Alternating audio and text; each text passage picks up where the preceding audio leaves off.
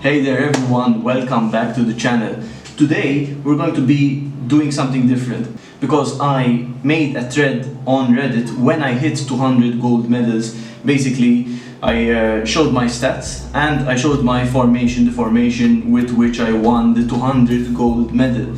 And basically I just shared my celebration with everyone, and I asked people to ask me questions. Basically I told everyone, hey, if you have any questions, any whatsoever, given that I do have some experience with the game by now, I just thought, yeah, why not answer some questions that other people might have, and maybe you guys do too. So if you guys have any questions whatsoever that I haven't addressed in this video, please feel free to write them down below and I will get to them as soon as I can. The first question: how many years have you been playing? So I've been playing since 2020, so that's like 4 years now, a long time.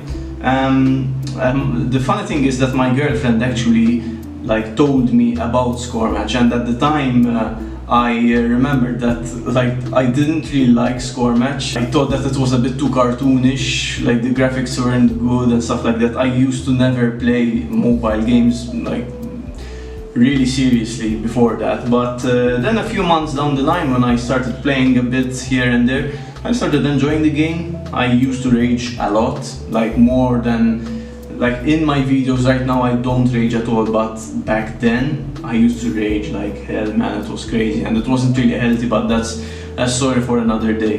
Have you spent any real life money? So yes, I have bought several season passes by now, but I haven't bought any packages or special offers and things like that. Before, the season passes used to be much more worth it, but now they're just and now with Prowler, I don't think I will be purchasing the season pass, so that's just a heads up if you're waiting for me to unlock Prowler, because I really don't think I will do that. Have you ever used friends captains? So yes, I have used friends captains. Only really just one captain. I used to use a hammer when I started in Arena 10, but yeah, I used to use a hammer in the midfield attacking areas just to have that kind of better threat. And since my players were all level 7 and 8, I mean, I used to win quite a lot with that, but never really volleyball, and I only limited my friend captains to 1 or maybe at most 2. Question number 2. I've been using a similar 4-3 setup and have been loving it. My only question would be as to how you get the best out of Johnson as a striker. I've experimented with him there, but always struggle since he doesn't shoot first time and doesn't have any standout attributes that allow him to reach the ball ahead of the best defenders. So that's one of the biggest mistakes that you can do when it comes to playing Johnson in attack, is throwing him long balls and expecting him to catch them. He only has 30 speed, so he really isn't a guy that you should throw long balls to like you do to Abubakar, Sabre, Bertini and any other fast attacker. And Johnson is more of a player, of a team player. That's the thing. He passes the ball back, he helps people out.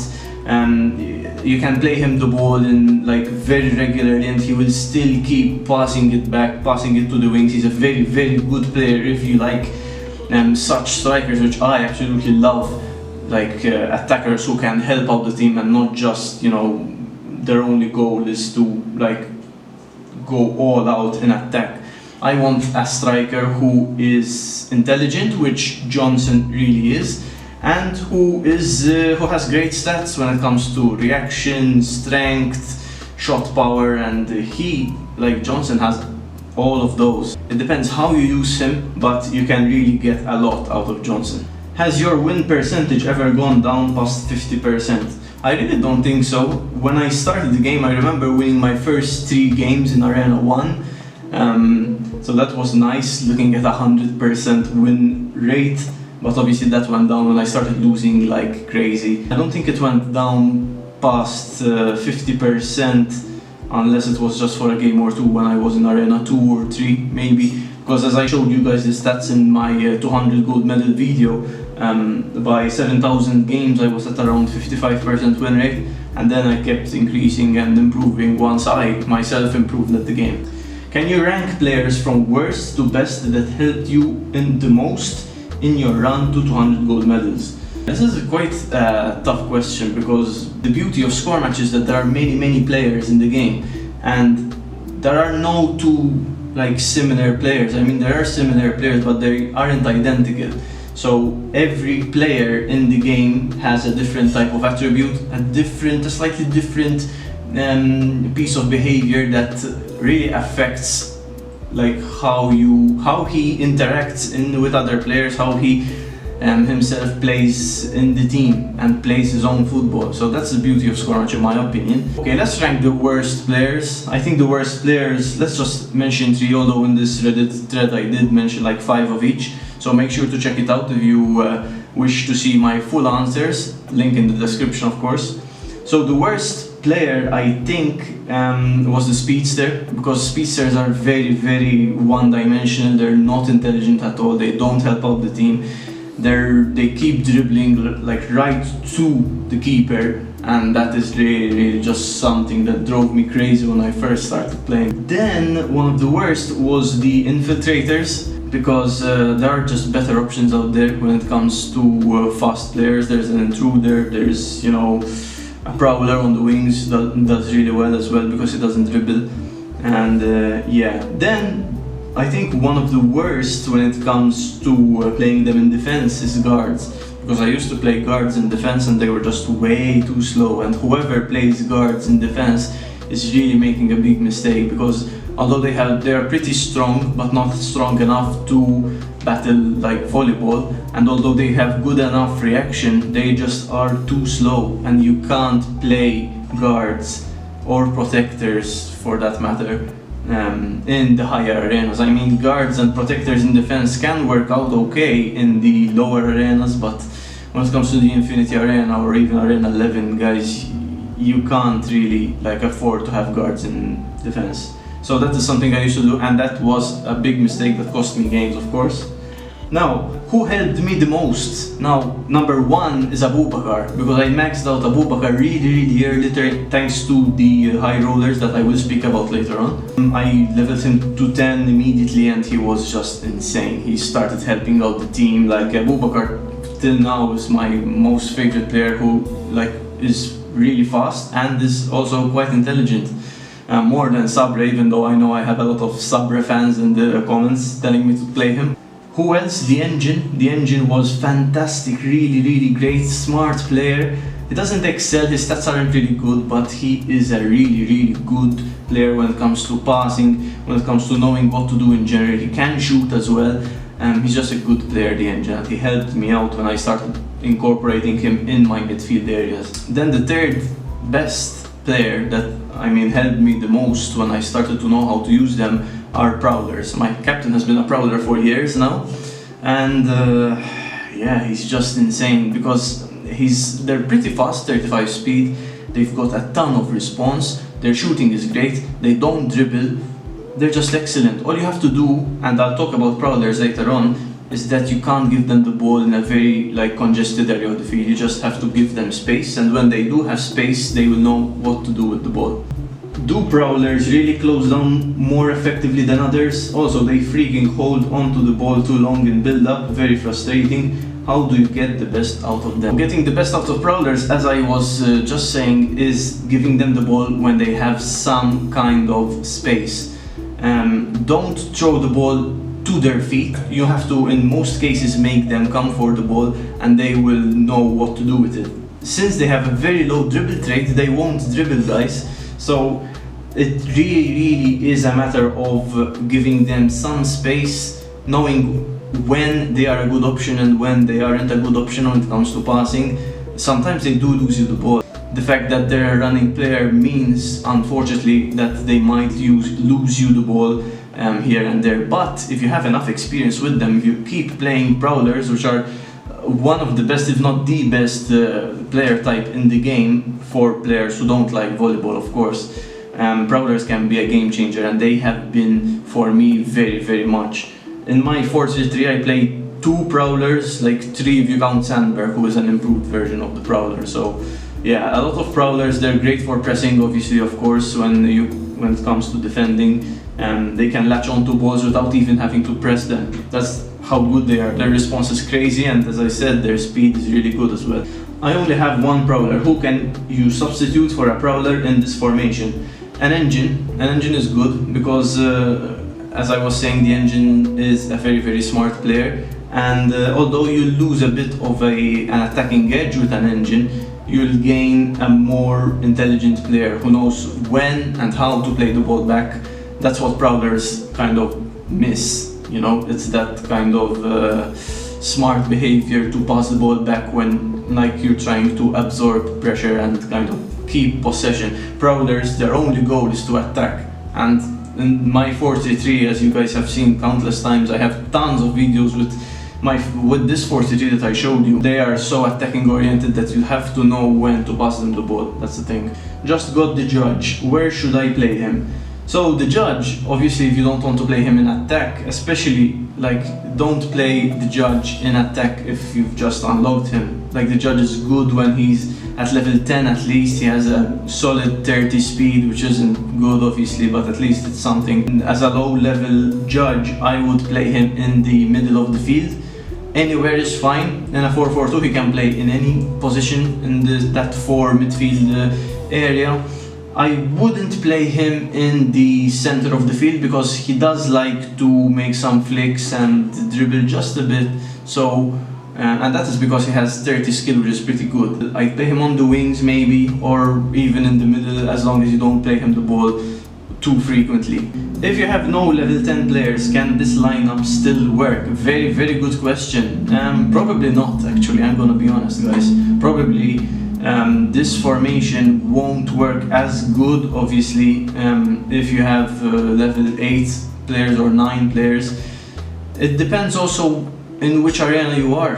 So if you're in arena 10 and have like level 7 or 8 players, you could kind of make it work. Not as efficiently as when you play a level 10 kind of full team of level 10 players. But seeing as other players would also be have level 7 or 8 players, the difference in level would kind of be balanced, so this formation could work. But if you have level 8 players and you've just made it to the Infinity Arena, don't use this formation because you will get smacked around, and the 4-3 isn't a balanced formation, it's a very attacking oriented one. And if you have lower players, this is very important for you guys who don't have level 10 players. If you have level 8 or 9 players, the most important thing you can do is find a balanced formation like a 4-4-2, 5-3-2, and try to limit your opponent's chances, like while still being creative enough to attack. I've seen many players use a 4-1-2-3, for example, with level 8 or 9 players, but you'll have to know how to attack and how best to make those formations work against very experienced players who have level 10 and even now level 11 players. Do you miss the high roller leagues, and do you think they should bring them back? So this is a very good question if answered honestly, guys, and that is what I'm going to try to do here. So do I miss high roller leagues? I really do miss high roller leagues. They used to be one of the most nerve-wracking, tense-packed, anxiety-inducing events that I have ever played. I have never actually been so tense when playing a game, and high roller leagues really used to make that kind of, they had a big reward obviously, and obviously the anxiety levels would be through the roof. Now, do you think they should bring them back? So as a player, I would say yes, they really should bring them back, because they were just different. They're different from the events we have now. Like challenge events are something completely different. League and cup events are similar. In fact, a high roller league has like a league in its name, so it was just basically a league where if you lose, you're not knocked out like it happens in a cup event, but you'll obviously lose the gold medal, but you can still keep on going. They really should bring them back, but I say that as a player, as a fan of the game. But if you're looking at it from a business point of view, like from someone who works at FTG and who knows how financially worth it or not something like this could be, I would say no, they shouldn't bring them back. Because if you think about it, and if you guys remember when high roller leagues were around, many people used to max their players really quickly. And although that's awesome for players, it's not good at all from a business point of view, from people who are trying to make money from the game, like FTG is. High roller leagues, although you used to pay a lot of bucks to enter them, I remember the price being like $180,000 or something crazy like that.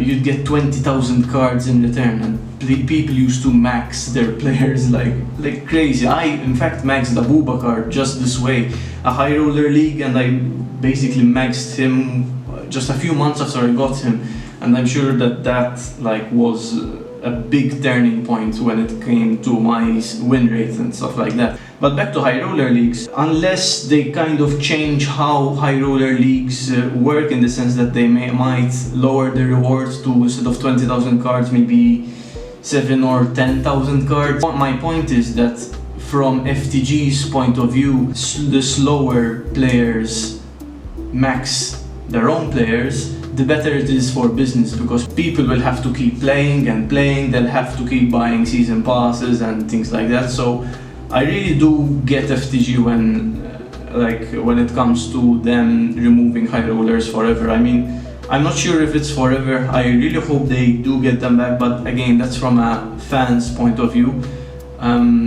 Yeah, I have no idea when or if high roller leagues will come around again. I really do hope so. But yeah, I can understand why they have removed them.